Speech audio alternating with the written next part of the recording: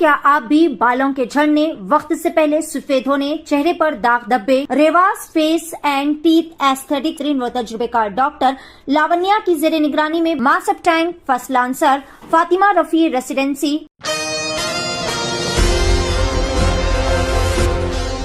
नाज़रीन अस्सलाम वालेकुम, आदाब। मैं Mariam Fatima Asian TV news की स्पीड न्यूज़ में आप सभी का इस्तकबाल करती हूँ। आए देखते हैं 22 मई की स्पीड न्यूज़। रियासती इलेक्शन कमीशन ने बीजेपी के उम्मीदवार और साबिक़ जज अभिजीत गंगोपाध्याय की इंतखाबी मुहिम पर 24 घंटे की पाबंदी लगा दी है। ये कार्रवाई तृणमूल कांग्रेस की शिकायत पर की गई है, जिसने इलेक्शन कमीशन में शिकायत दर्ज कराई थी कि वज़ीर आला ममता बनर्जी के खिलाफ एक अवामी रैली में साबिक़ जज गंगोपाध्याय ने इंतहाई नाज़ेबा तबसरे किए हैं।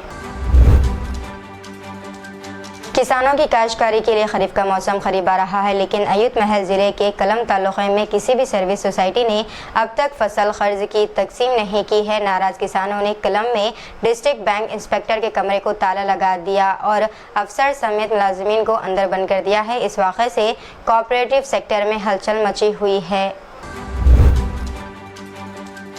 दिल्ली में शदीद गर्मी, 30 जून तक स्कूल्स बंद रखने के ऑर्डर्स। मुसलसल दूसरे दिन कौमी राजधानी के कई इलाकों में दर्जे हरारत 45 डिग्री के पार। आइंदा 5 दिनों के लिए येलो अलर्ट जारी कर दिया गया।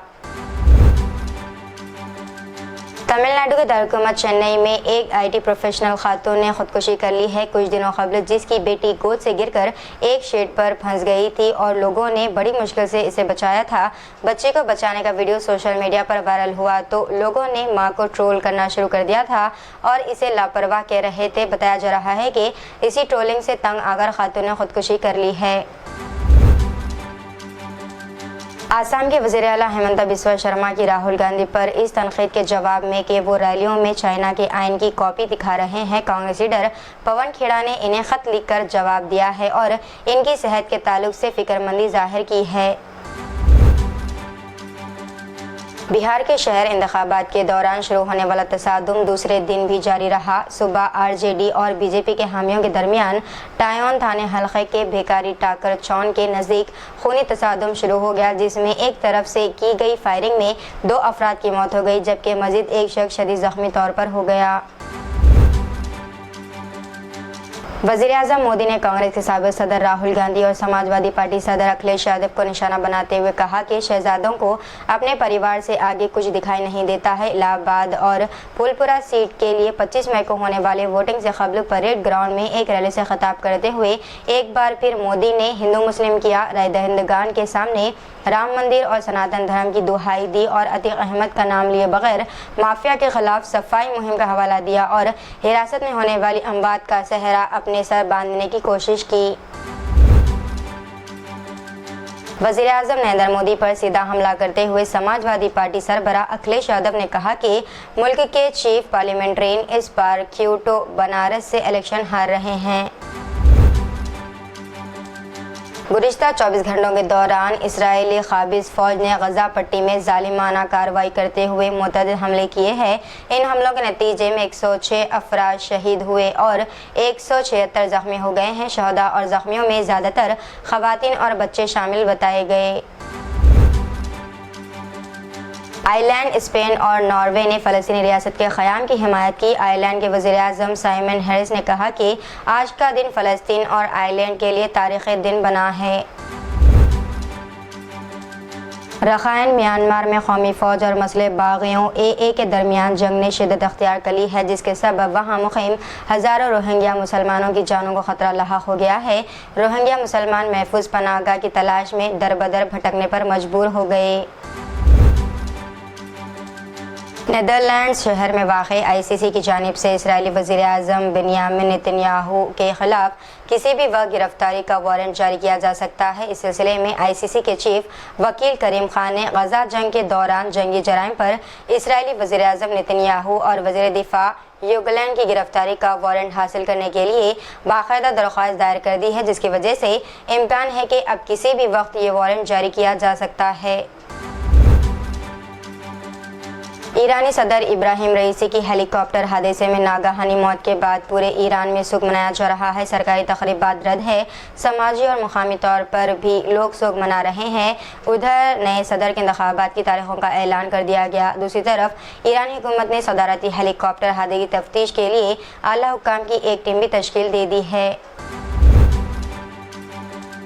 17 और 18 मई को अरब अमेरिकन एंटी डिस्क्रिमिनेशन कमेटी और ट्रूथ प्रोजेक्ट की तरफ से किए गए सर्वे में अमेरिकी सदारती इंतखाब के उम्मीदवार जो बाइडन और डोनाल्ड ट्रंप ने अमेरिकी अरब मुआशरे में अपनी हिमायत खो दी है, जिसकी वाज़ेह वजह गजा में जारी इसराइली जारियत के ताल्लुक से दोनों के मौक़िफ़ है, जबकि जंग मुखालिफ नज़रियात वाले तीसरे और चौथे नंबर के उम्मीदवार की हिमायत में खासा इजाफा हुआ।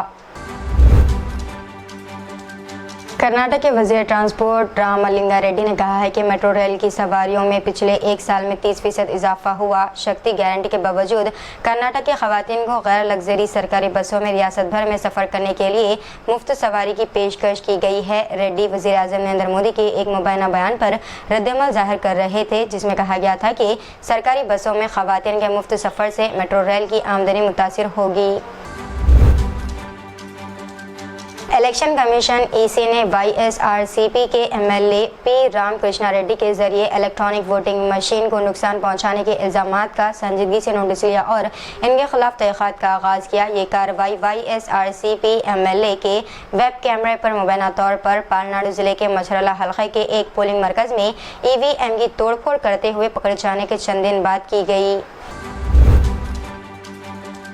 नोएडा पुलिस के बाद इन्फोर्समेंट डायरेक्टरेट अब यूट्यूबर और साबिक big boss OTT winner Elvish Yadav और इसके 8 साथियों के खिलाफ नोएडा में एक रेव पार्टी मुनक़िद करने के मामले की तहक़ीक़ात को आगे बढ़ाएगा, जहां सांप का जहर था। नोएडा पुलिस पहले ही अदालत में 1200 पेजेस की चार्जशीट पेश कर चुकी है, जिसमें एल्विश यादव और इसके साथियों को मुल्ज़िम नामज़द किया गया। पुलिस ने केस में 24 गवाहों के बयान के अलावा इलेक्ट्रॉनिक शवाहिद, फॉरेंसिक रिपोर्ट भी पेश किए। तेलंगाना के वज़ीर आबकारी जूपल्ली कृष्णा राव ने वाज़ेह किया है कि रियासत की यौम तासीस तक़रीब 2 जून को बड़े पैमाने पर मनाया जाएगा और इन तक़रीब का 4 करोड़ अफराद मुशाहिदा करेंगे।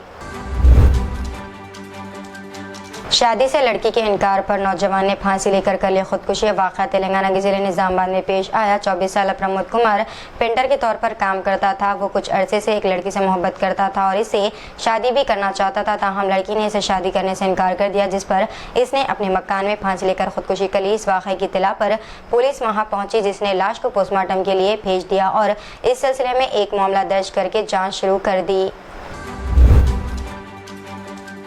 घर की तामीर की इजाज़त ना देने पर बतौर एहतजाज एक बूढ़ी खातून ने पेट्रोल की बोतल के साथ ग्राम पंचायत के ऑफिस पहुंचकर एहतजाज किया है। वाक़या तेलंगाना के नारायणपेट जिले के मधुर मंडल के नागी रेड्डीपल्ली ग्राम पंचायत के ऑफिस का बताया जा रहा है। बूढ़ी खातून, जिसकी शनाख्त पदम्मा के तौर पर की गई है, ने शिकायत की है कि इसके बेटे इसे खाने पीने के लिए नहीं पूछ रहे थे, जिस पर इसने शौहर के नाम पर मौजूद पट्टा ज़मीन को एक दूसरे शख्स को फ़रोख्त कर दिया। गाँव में वाक़ पट्टा ज़मीन पर घर बनाने की इजाज़त के लिए 3 महीने क़ब्ल ज़मीन खरीदने वाले शख्स ने दरख्वास्त दी थी, लेकिन ग्राम पंचायत की जानिब से घर की तामीर की इजाज़त नहीं दी जा रही है।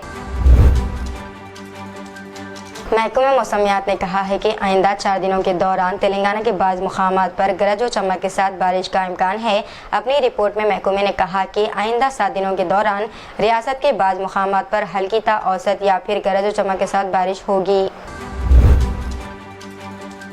Telangana state road transport corporation अब टीएसआरटीसी के बजाय टीजीएसआरटीसी में तब्दील हो जाएगा, क्योंकि हाल ही में मरकजी हुकूमत की जानिब से इस सिलसिले में गज़ट एलामिया की इजराई के बाद चीफ सेक्रेटरी की जानिब से रियासत के तमाम इदारों को अपने मुखाफ़िफ की टीएस के बजाय टीजी करने की हिदायत दी गई है।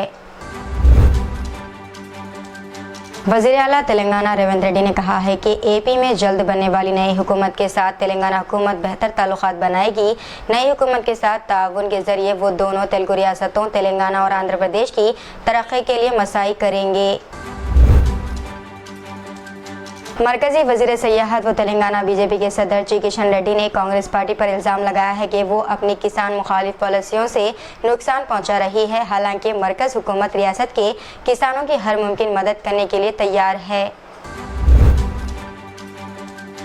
तेलंगाना के जगत्याल जिले में एक घर से 40 तोले सोने के जेवरात की चोरी हो गई। पुलिस जरा के मुताबिक जगत्याल जिले के रायकल मुस्तखर में रहने वाली 40 साल विजयलक्ष्मी नामी खातून किसी दावत में शिरकत के लिए अपने घर को कुफल डाल करके रिश्तेदार के पास गई थी। 4 मई की सुबह जब वो घर वापस लौटी तो इन्होंने देखा कि घर का कुफल टूटा हुआ है और अलमारी में रखे हुए 40 तोले सोने के जेवरात गायब है और अलमारी का सामान बेड पर बिखरा हुआ था। खातून ने फौरी तौर पर पुलिस को इसकी इत्तला दी। तो इतनी आज की स्पीड न्यूज़। दीजिए इजाजत, हमारी फातिमा को मिलते हैं अगली स्पीड न्यूज़ में। तब तक के लिए हमारे चैनल एशियन न्यूज़ को लाइक, शेयर और सब्सक्राइब करना ना भूलिएगा। अल्लाह हाफिज़।